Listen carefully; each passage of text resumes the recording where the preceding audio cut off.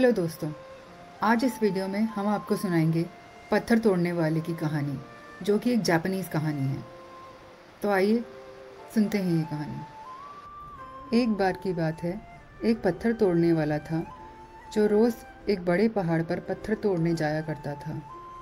वो समाधियों और घर बनाने के लिए पत्थर तोड़ने का काम करता था।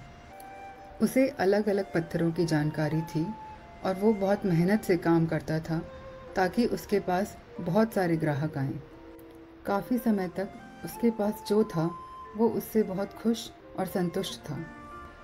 पहाड़ पर एक आत्मा भी रहती थी जो कभी कभी लोगों को दिखाई देती थी। वो लोगों को अमीर और खुश रहने में मदद करती थी। लेकिन पत्थर तोड़ने वाले ने उस आत्मा को कभी नहीं देखा था। उसने सिर्फ उसके बारे में सुना था। पर जल्द ही उसकी मुलाकात उस आत्मा से होने वाली थी। एक दिन वो एक अमीर आदमी के घर समाधि के लिए पत्थर लेकर गया। उसने वहाँ बहुत सी सुंदर चीज़ें देखी जो उसने कभी सपने में भी नहीं देखी थी। वो सब देखकर उसे अपना काम बहुत मुश्किल लगने लगा। उसने खुद से कहा, ओह, काश मैं बहुत अमीर होता। काश मैं रेशम के बिस्तर पर सो पाता तो मैं कितना खुश होता। तभी उसे एक आवाज़ सुनाई दी, तुम्हारी इच्छा पूरी हो गई है, तुम अब एक अमीर आदमी हो। ये सुनकर पत्थर तोड़ने वाला इधर उधर देखने लगा, पर उसे कोई नहीं दिखाई दिया। उसे लगा ये उसका वहम है। उसने अपनी कुल्हाड़ी उठाई और वो घर चला गया। पर जब वो घर पहुंचा, वो हैरान रह गया। उसकी झोपड़ी की जगह एक बहुत बड़ा महल था।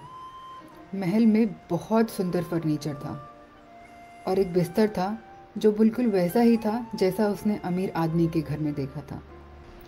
ये सब देखकर वो बहुत खुश हो गया। अब गर्मियाँ आ चुकी थी और हर दिन सूरज और भी ज़्यादा तेज़ होता जा रहा था। एक दिन गर्मी इतनी ज़्यादा थी कि पत्थर तोड़ने वाले से सांस भी नहीं ली जा रही थी। तो उसने सोचा, आज मैं शाम तक घर में ही रहूँगा। थोड़ी देर बाद उसने खिड़की से झांक कर देखा तो सड़क पर एक गाड़ी चल रही थी। उस गाड़ी के आगे और पीछे महल के सेवक थे। उस गाड़ी में एक राजकुमार बैठा हुआ था। उसके सर के ऊपर एक सुनहरा छाता था। वो छाता उसे धूप की किरणों से बचाने के लिए था। ये देखकर पत्थर तोड़ने वाले ने खुद से कहा, ओह, काश मैं एक राजकुमार होता। अगर मैं एक राजकुमार होता तो मेरे पास भी ऐसी गाड़ी होती, मेरे सर के ऊपर भी ऐसा ही सुनहरा छाता होता तो मैं कितना खुश होता। ये बोलते ही वो एक राजकुमार में बदल गया। उसके पास भी ऐसी गाड़ी आ गई जिसके आगे और पीछे सेवक थे। एक सेवक उसके सर के ऊपर एक सुनहरा छाता लेकर खड़ा था। सब कुछ वैसा था जैसा उसने चाहा था, पर फिर भी ये काफ़ी नहीं था। उसने इधर उधर देखा कि अब मैं क्या मांगूं। फिर उसने देखा कि चाहे घास को कितना भी पानी डालो, सूरज की किरणें उसे झुलसा देती हैं। भले ही उसके सर के ऊपर छाता है, फिर भी उसका चेहरा दिन ब दिन सांवला होता जा रहा है। उसने गुस्से में कहा, ये सूरज तो मुझसे ज़्यादा शक्तिशाली है। ओह, काश मैं सूरज होता। तभी पहाड़ की आत्मा की आवाज़ आई, तुम्हारी इच्छा सुन ली गई है, अब तुम एक सूरज हो। ये सुनते ही वो सूरज में बदल गया। उसे अपनी शक्ति का बहुत अभिमान हुआ। वो अपनी किरणें आकाश और धरती पर फैलाता, पूरे के पूरे खेत जला देता। वो राजकुमारों और गरीबों दोनों के चेहरों को जला देता। पर थोड़े ही समय में जब उसके पास कुछ और करने को नहीं रहा तो वो अपनी इस शक्ति से थक गया। तभी एक बादल उसके सामने आ गया। उसने धरती को उससे छुपा लिया। उसने गुस्से में कहा, क्या एक बादल मेरी किरणों को रोक सकता है? क्या वो मुझसे ज़्यादा शक्तिशाली है? ओह, काश मैं एक बादल होता तो मैं कितना शक्तिशाली होता। तभी पहाड़ की आत्मा की आवाज़ आई, तुम्हारी इच्छा सुन ली गई है, अब तुम एक बादल हो। ये सुनते ही वो एक बादल बन गया। उसने सूरज की किरणों को धरती पर पहुंचने से रोक दिया, जिसकी वजह से धरती फिर से हरी भरी हो गई और फूल खिलने लगे। पर ये उसके लिए काफ़ी नहीं था।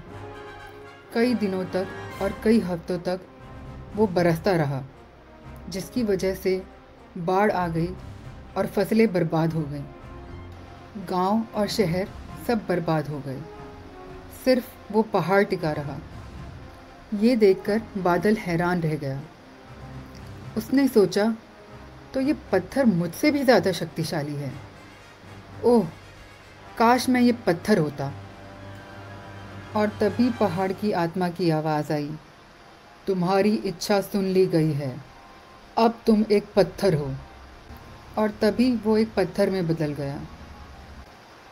अब वो पत्थर बहुत खुश था। ना तो किसी सूरज की गर्मी और ना ही किसी बारिश की बाढ़ उसे हिला सकती थी। उसने खुद से कहा, ये तो सबसे अच्छा है। पर एक दिन उसे एक अजीब सा शोर सुनाई दिया।